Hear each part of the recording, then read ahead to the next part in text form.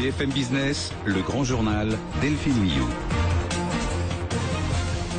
Et on continue de parler de cette passionnante Allemagne avec Odile Béniac-Ouider pour son ouvrage L'Allemagne paiera, voyage au pays d'Angela. On parlait donc de ces fameuses réformes Hartz entamées sous Gerhard Schröder, le social-démocrate. Alors pour parler du rival actuel, le social-démocrate, Peer Steinbrück, il a du mal à exister. Il a très mal démarré sa campagne en fait. C'est quelqu'un d'extrêmement brillant. Jusqu'à présent, je trouve toujours des gens pour raconter combien il a été un analyste brillant de la crise. Et puis il était quand même ministre des Finances. Ancien ministre des Finances, d'Angela Merkel elle-même. Dans la grande coalition. Et donc ils ont fait un très très bon tandem. Le problème c'est que sa campagne a très mal démarré. Il a fait beaucoup de gaffes. On a appris qu'il gagnait de l'argent, beaucoup d'argent par ailleurs en faisant des conférences. C'est légal, mais c'est légal. Mais dans les sociodémocrates ont du mal à digérer.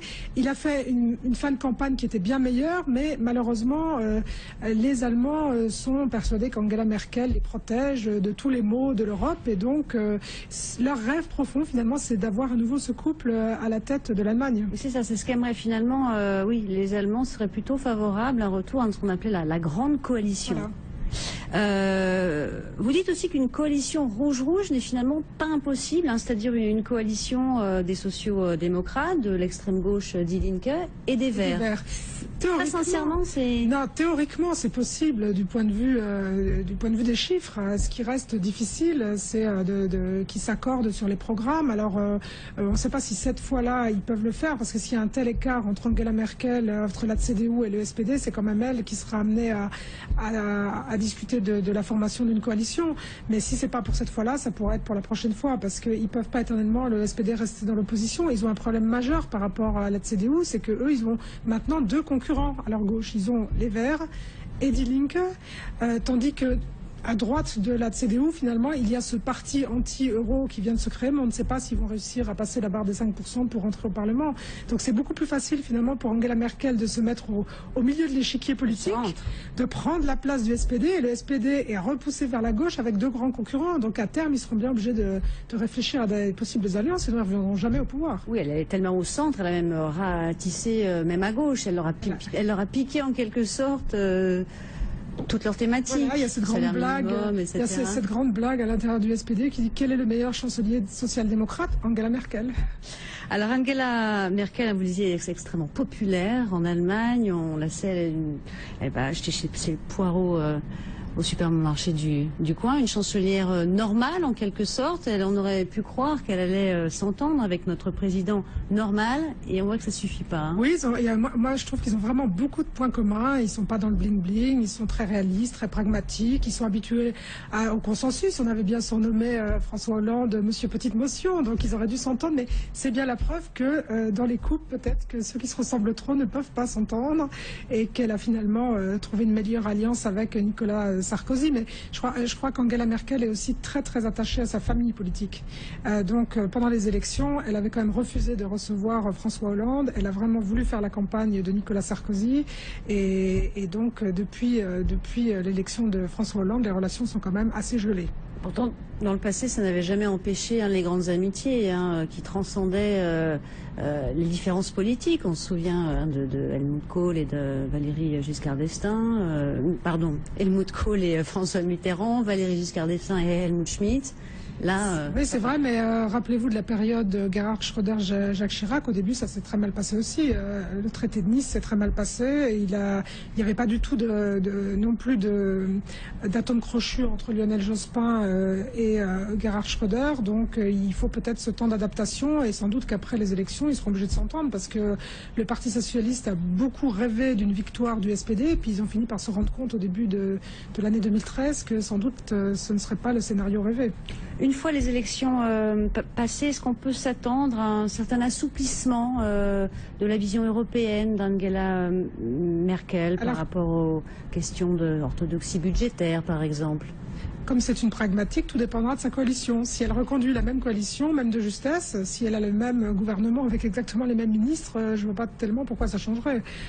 Si elle est obligée de faire une grande coalition, ça aura une incidence sur les relations avec la France, bien sûr, parce que le SPD n'a pas tout à fait la même vision de l'Europe, et notamment, il y a une question aussi de communication. Angela Merkel, elle est quand même très mal perçue dans le reste de l'Europe, et notamment comme une espèce d'institutrice qui tape sur le doigt en disant vous devez payer, vous n'avez pas fait bien votre travail.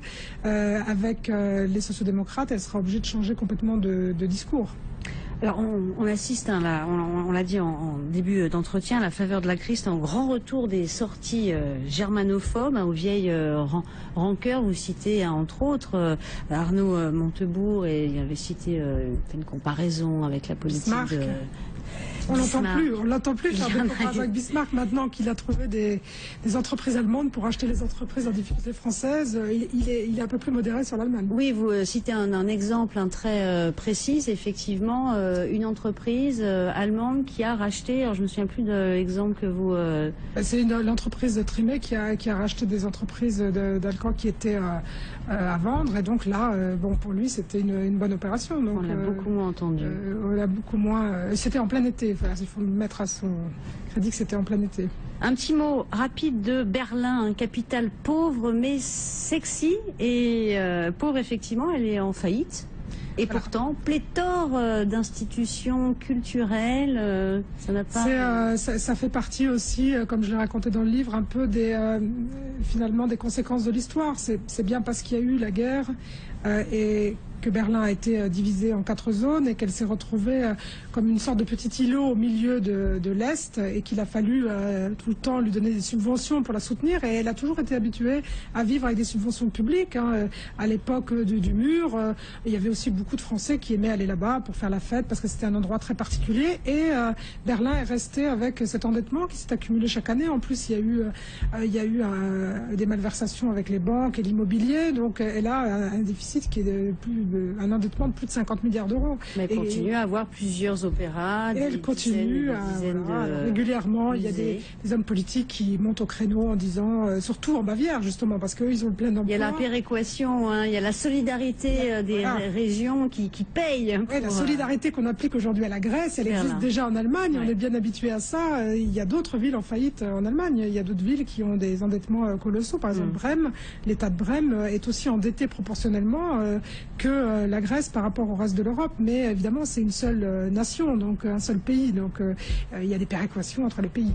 Merci beaucoup Odile Benyaïa-Couider. L'Allemagne paiera, voyage au pays d'Angela, c'est édité aux éditions Fayard. Je vous le conseille, c'est extrêmement documenté, très vivant, bourré d'anecdotes, et ça tord le cou un certain nombre de clichés sur l'Allemagne. Merci d'avoir été avec nous, le grand journal continue.